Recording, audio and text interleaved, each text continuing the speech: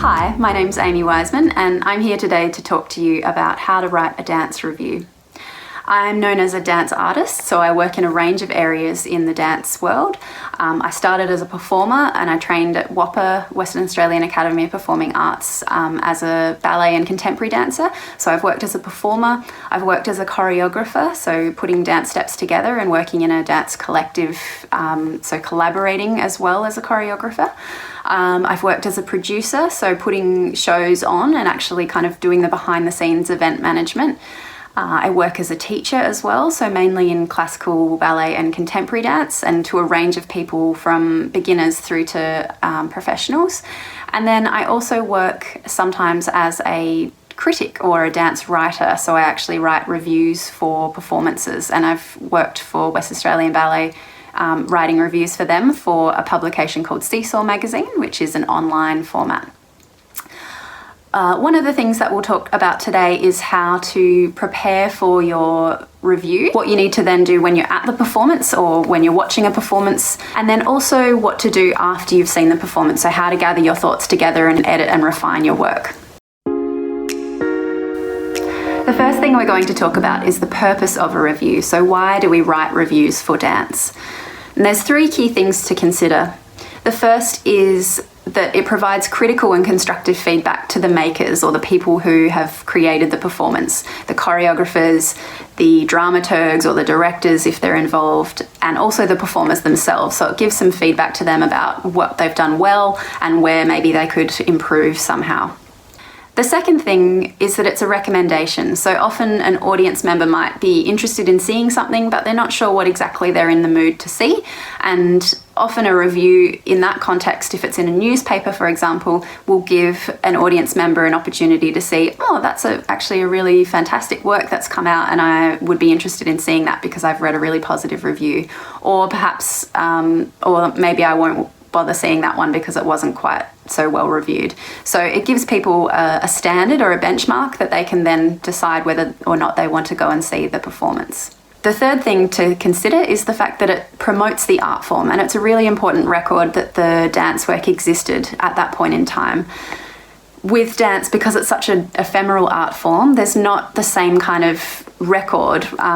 We don't have a painting left behind. We don't have the script from the play, for example. There are ways to notate dance, but it's really live. It's really happening on stage at that point. So it's really important to have a record and to be able to speak on behalf of the art form and really make sure that audiences are aware that it's happening. In the newspaper, for example, as well, if there's a number of dance reviews, it gives people the sense that there's a lot happening, and it's a really important way to make sure that the art form gets the promotion that it deserves. The next thing we're going to talk about is how to prepare to write your review. The first thing to think about is finding out as much information as you can about the performance you're going to see. So whether that's looking online, on the website of the company, on any other information that you might have read in the newspaper, or you can access in any other way, it's really great to find out as much as you can about the performance. And that includes the company or the soloists or independent artists that are putting on the production, as well as the theatre or the stage that it is taking place at, and any other information that you can find out. Another thing to look into is the context of the performance. So this might include things like, is the performance inside or outside? West Australian Ballet does an annual season called Ballet at the Quarry, and this is performed outdoors under the stars, and that provides a really different context to performing something in the theatre. You might also think about the style of the performance, so whether it's purely classical ballet, is it influenced by contemporary, is it a neoclassical work? All of those things come under the context of the performance. And another area to think about is it live? Is it recorded, for example? Is it going to be in the round? What sort of stage is it? Is it a company that's had a lot of experience before, or is it a youth company? So all of these things are really important in terms of how they're reviewed and what sort of things you can add to your review by looking up more information before you start. The other thing to get hold of, if you can, is a copy of a program, or some educational resources if that's available too. Often that's a really reliable resource, and it gives you the correct information for things like people's names, who the designers were, who else is involved in the performance, the synopsis of the story. So if there's a narrative, it will give you a rundown of what the storyline is so that you can reference that in your review, and any other relevant information about the performance. So it's really useful if you can get a copy of that so that you can refer to that in your review and have the correct information. The other thing to think about at this stage is what the publication is that you're writing the review for.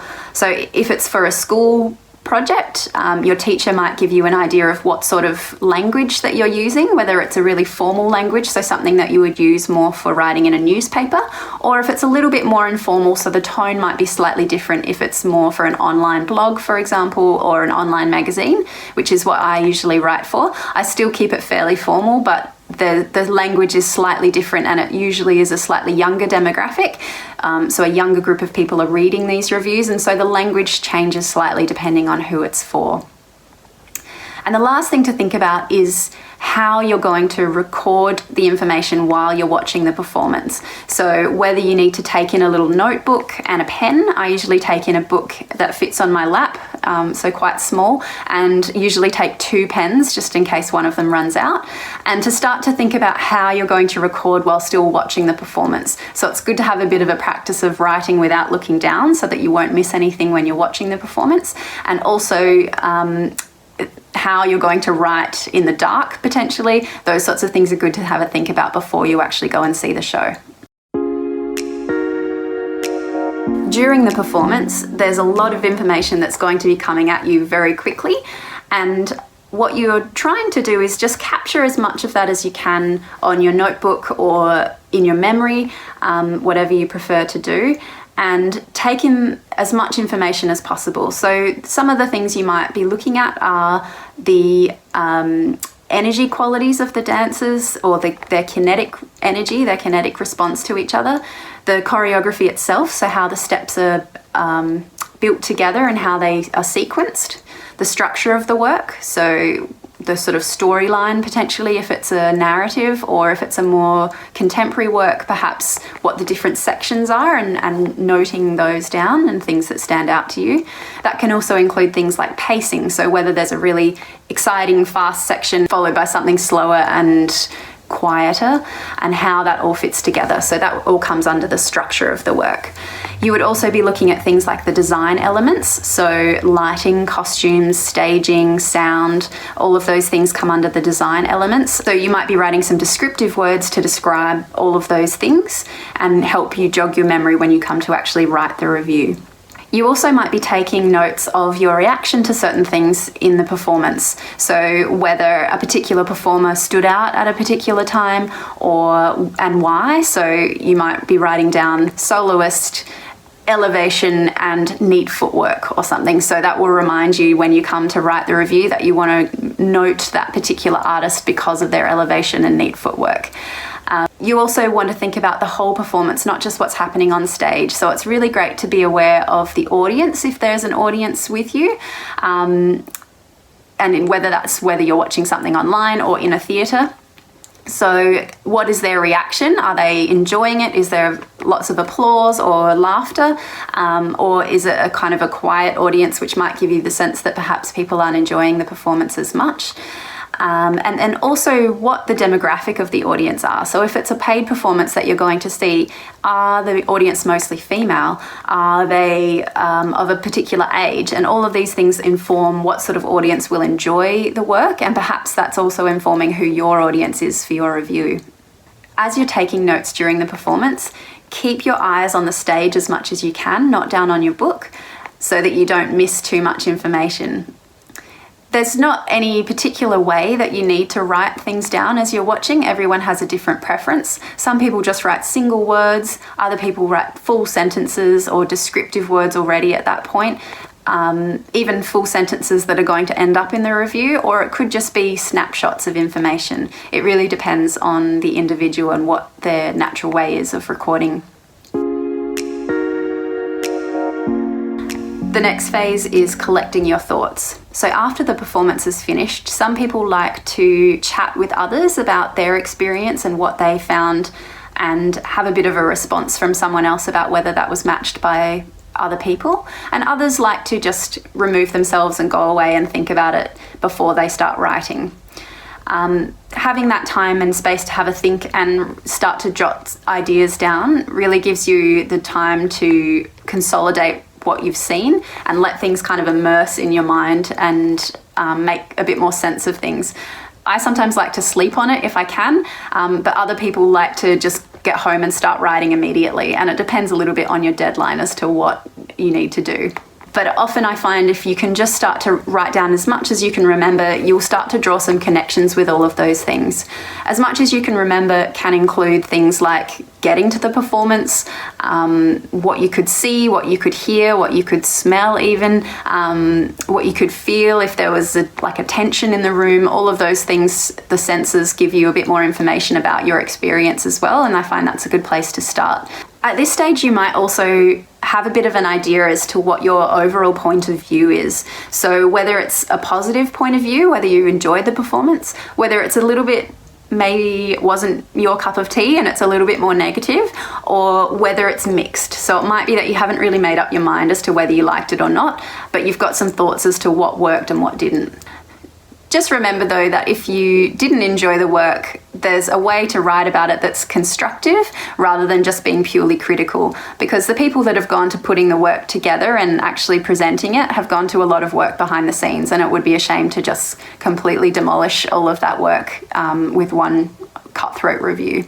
When you get to this point where you've written some information down, you can start to have a look at how you want to structure your review. It's a good idea to look for the most significant impressions in your review, so things that you found you enjoyed more than others or didn't like more than others, but things that really stood out and that left an impression on you are the key things that you want to include in your review, because they're the strongest, most passionate part of watching the performance. The other thing to do at this point when you're collecting all of your thoughts is to start to think about the type of language. We talked before about the style of publication, and so the language that you use needs to match whatever that publication is, whether it's formal or informal, and the type of tone and language that you're using will depend on what that publication is. So now we've come to structuring your writing. At the moment, what we've got is quite a lot of information all on a page in no particular order, and this is the time where we start to put an order to things. Every review is slightly different, but there's usually a basic template that you can follow when you read other reviews. We would normally have a title at the top that isn't necessarily the title of the work. It's an eye-catching title that is made up by the reviewer, and it's often something that uses alliteration, so things where the first letter is the same, or maybe a pun or some kind of catchy wordplay that gets people's attention and means that they're going to read the review. In the first part of the review, in the introduction, you want to put all the contextual information that you've gathered. So who is performing, where are they performing, when are they performing, what's the date, what sort of venue is it, all of that information that you've gathered in your research and going to the performance goes into your introduction. And you would usually in the introduction talk a little bit about the title of the work and what type of performance it is. The next part of the writing is the descriptive section. So here you would be describing things like the design elements, the choreography itself, whether there were standout performers and why, and also things like the plot or the themes or the narrative of the work. So all of your descriptive section about the actual work would come next in that section. The next part is usually some sort of critical analysis or some sort of opinion about what you've seen. So it's not just a pure report or a blow-by-blow of every single movement that you see on stage. You have to do a little bit of thinking now about your thoughts on why it was successful or why it wasn't successful, or what it reminded you of, or how it fits into society, or some kind of deeper thinking about where the work fits and whether or not it's something that resonated with you. So this part of the review, is a little bit more thinking that you need to do based on what else you've already researched. And then finally, at the end, there's usually a summary paragraph or a little concluding paragraph that talks about whether it's the type of work that you would recommend, and perhaps to who. So what sort of audience would be wanting to see this work? Often the summary paragraph is also a bit of an evaluation. So it gives a summary as to whether it's an overall positive or overall negative, or still a kind of a mixed review. And generally there will be some information at the bottom. If it's a performance that's still running, it might say something along the lines of if your tickets are still available here, or the show runs until this date, or something like that. So it's a bit of a promotion at the end to let people know that the show might still be happening. The final thing to consider when you're writing a review is editing and refining your work. So once you've gathered all of your thoughts together and it's in a structure, you now can read through and see where things are fitting together and whether that's working. I always think that review writing is a little bit like doing a jigsaw puzzle, and this is the stage where you can see whether all the pieces are fitting together in the right order. It's also a chance for you to notice if there's any moments of repetition. Often we do this by accident, but it's a chance for you to delete things if you've mentioned them more than once or mentioned them in the same way.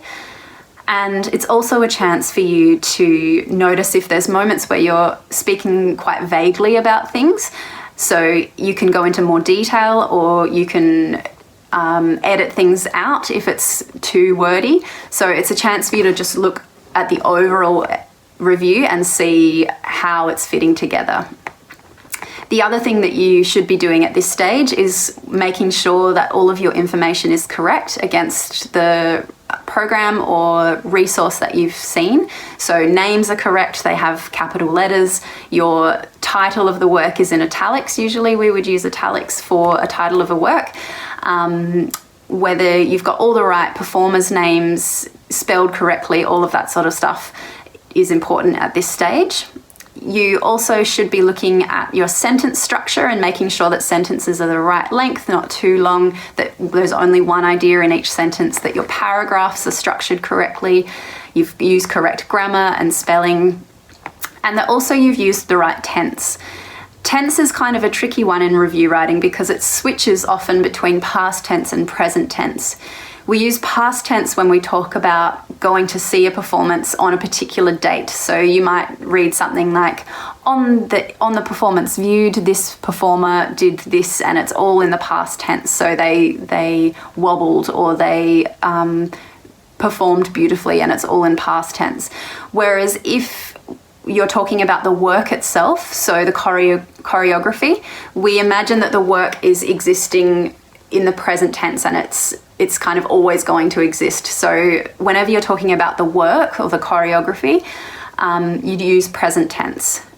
The only other advice I can give at this stage is to read and reread your writing and try and catch any errors that you've made. And at this stage, it's also important to see if you can make any other connections. So by reading and rereading your work, you might notice that you've mentioned things a couple of times, and so obviously that stood out to you more, and therefore maybe that shapes your critical analysis or your opinion on the work. So by reading and rereading your work, you're catching all those little errors and you're making connections for the overall piece of your writing, so that the whole piece reflects your thoughts on seeing the work. I hope that's given you some things to think about when you go to write your review. All the best.